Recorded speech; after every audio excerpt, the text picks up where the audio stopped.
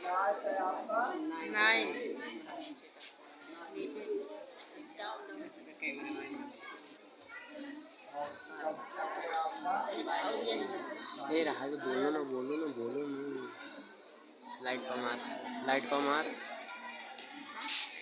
Science में आज चर्चा करेंगे हम टिश्यूज का। इस पे टिश्यूज चर्चा करेंगे। टिश्यूज को हिंदी में कहते हैं ऊतक। हिंदी में क्या कहते हैं? ऊतक कहते हैं।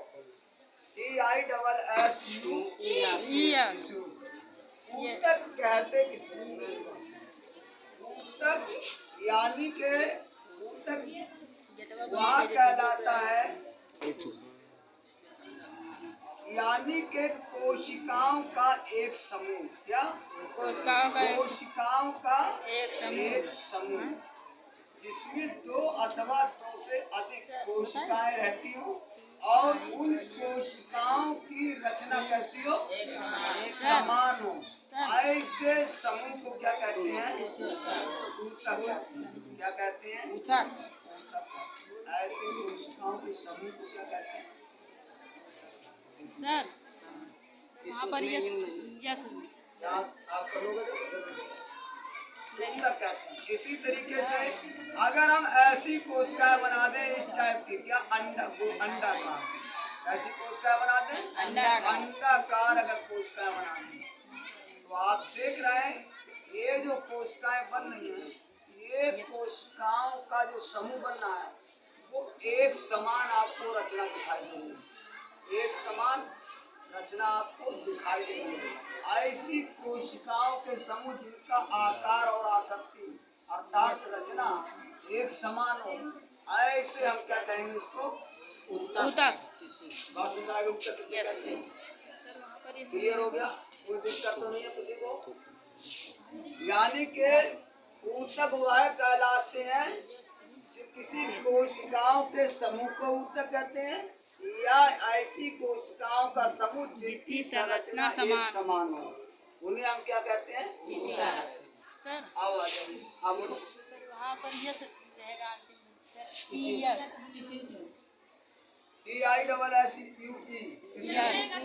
यस रहेगा। ऊतक होता ऊतक हो गया। अब ऊतक मुख्यतः 2 प्रकार के हम आपको बताएंगे। 2 प्रकार के। एक सिंपल टिश्यू, सिंपल टिश्यू और एक बताएं कॉम्प्लेक्स।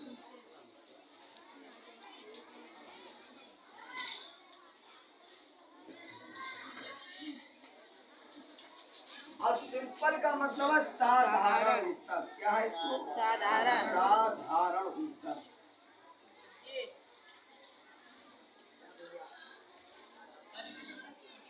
और इसको कहते हैं जटिल ऊतक।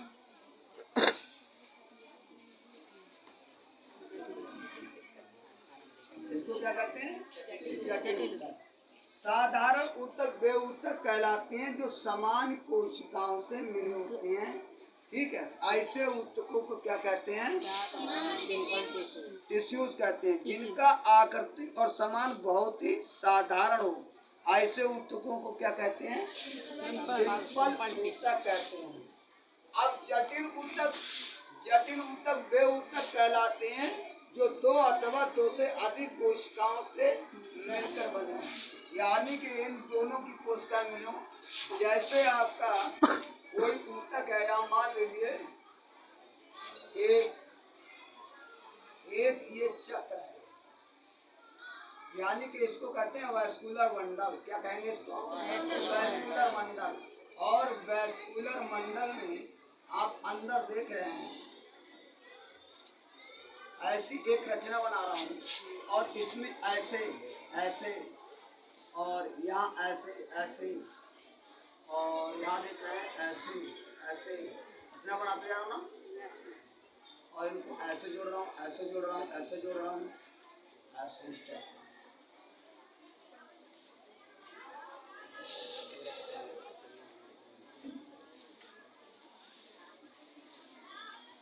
और इसको ऐसे कोशिकाओं से जोड़ देंगे ना। आपको देखें ये वाली कोशिकाएं ये और ये कोशिकाओं का आकार अलग है और इन कोशिकाओं का आकार अलग। ठीक। और अब बची ये वाली कोशिका, ये वाली कोशिका, इनका आकार ढोल का आकार है। जैसे ढोलक रहता है ना, ऐसे ढोलक रहता है ना, ढोलक।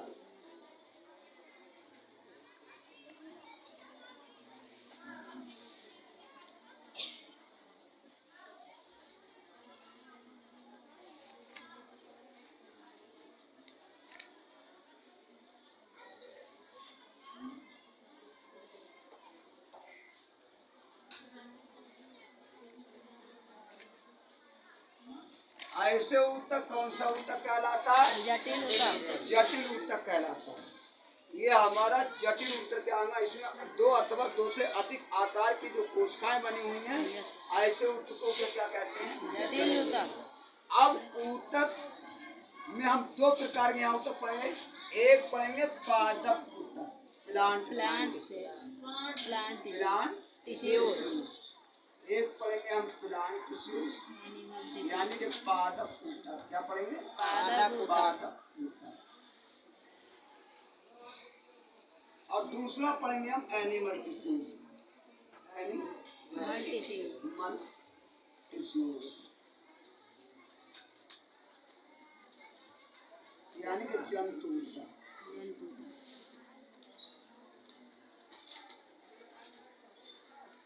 पादप ऊतक वे ऊतक कहलाते हैं जो पादपों में पाए जाते हैं, और एनिमल ऊतक वे ऊतक कहलाते हैं जो जंतुओं में पाए जाते हैं। अब हम पढ़ेंगे, क्या पढ़ेंगे? Plant tissues. क्या पढ़ेंगे? Plant tissues. लिखा दें।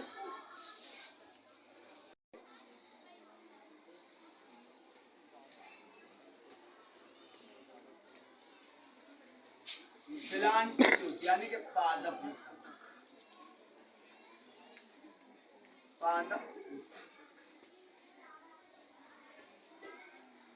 पादप ऊतक में हम सबसे पहले पढ़ेंगे विभाज्य ऊतक। पादप ऊतक को कितने भागों में बांटा गया है? दो। कौन कौन से? एक है नंबर 1 मेरिस्टेमेटिक,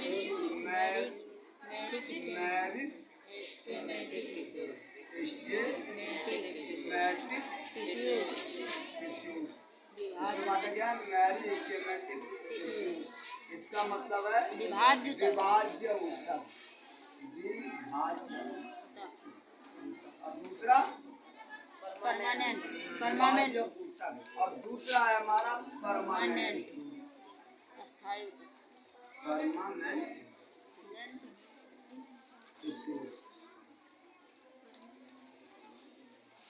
इसको कहते हैं अस्थायी ऊतक। क्या कहते हैं हम इसको?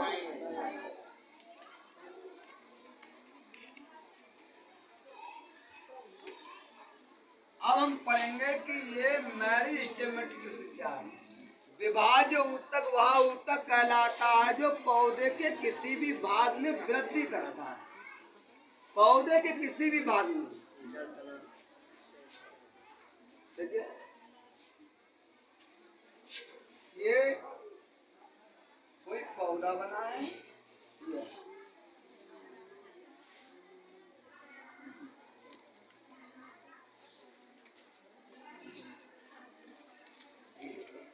ये यहाँ पर कोई पौधा है, और ये वाला इस तरह ये भूमि स्तर।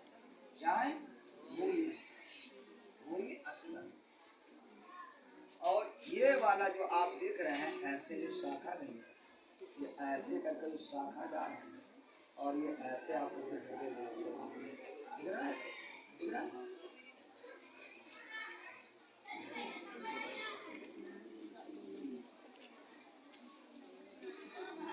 ये शाखा से ये क्या कहलाता है? ये तना कहलाता है, या हम इसको कह सकते हैं स्टेम। क्या कह सकते हैं? स्टेम कह सकते हैं। और ये वाला जो भाग है ये कहलाता है रूट। क्या कहलाता है? रूट।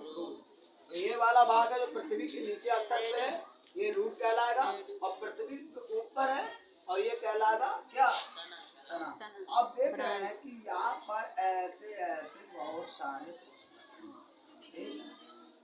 क्या लगे हैं? ये फूल लगे हैं।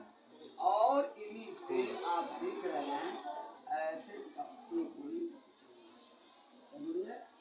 टी और ये यहाँ से आप देख रहे हैं कि इसको ऐसे भी एक पत्ती आई है ये और ये तड़का ऐसे यहाँ से ऐसे निकल गई है ये पुष्प और इस पे जाकर ऐसे यहाँ पर एक ऐसे आपका यहाँ मान लीजिए एक ऐसे ऐसे और इस टाइप से फूल एक पुष्प और है गजना ऐसे है।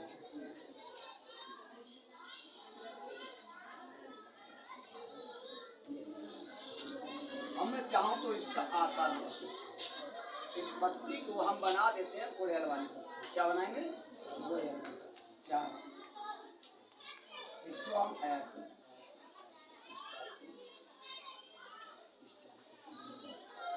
और यहाँ से हम यहाँ से निकालेंगे। ये आपके हैं एंड्रोसियम और ये आपकी बन जाती है ये बनी है क्या बनी है यहाँ बनी है गायनोसियम और ये गायनोसियम बनी है और एक फिलामेंट बना है और आप देख रहे हैं कि यहीं पर एक आपको ऐसे निकाल के ला रहा हूँ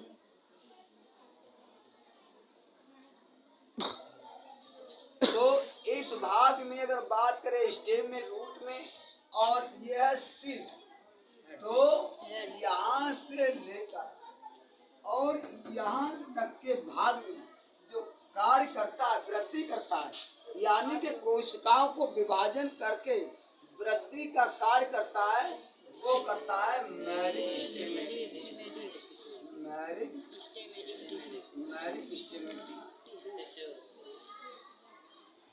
पादप कोशिका का भाग यानी कि पौधे के निचले तल से और अग्रशीर्ष से यानी कि पश्च तल से और अग्र तक जो पौधे में कोशिका विभाजन का कार्य करके पौधों को वृद्धि करने का कार्य करता है मेरिस्टेमेटिक।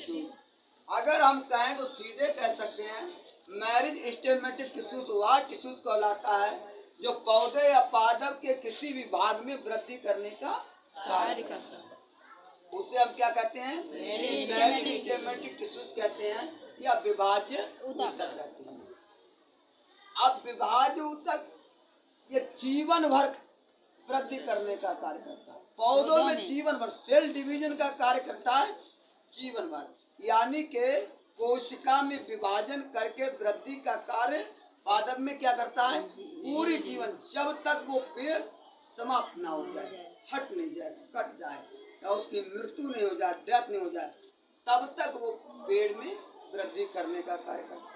लेकिन जो एनिमल है एनिमल जो बता रहा हूँ एनिमल टिश्यूज